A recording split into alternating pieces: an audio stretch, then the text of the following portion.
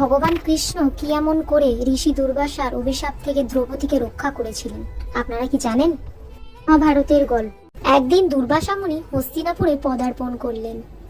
হস্তিনাপুরের রাজা ধৃতরাষ্ট্রর পুত্র দুর্যোধন মুনির খুব সেবা যত্ন করল। দুর্বাসা মুনি তখন দুর্যোধনকে বর প্রদান করতে চাইলেন। দুর্যোধন বললেন, আপনি আপনার শিষ্যদের নিয়ে একদিন বনবাসী পাণ্ডবদের অতিথি হয়ে যান। দুর্যোধন জানত পাণ্ডবেরা এখন বনবাসী, এতজনকে আহার করানো কখনোই সম্ভব নয়।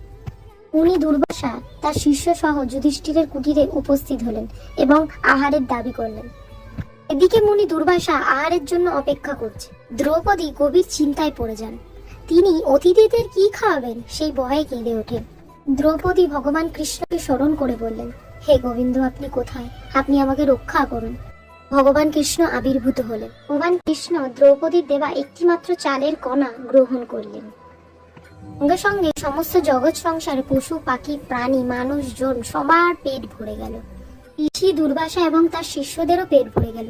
তিনি অবাক হলেন, এটি কি করে সম্ভব? এটি নিশ্চয়ই ভগবান কৃষ্ণের লীলা। এই দুর্বাসা সন্তুষ্ট হয়ে দ্রৌপদীকে আশীর্বাদ প্রদান করে। সবাই বলুন, ওম নমো ভগবতে বাসুদেবায় নমঃ।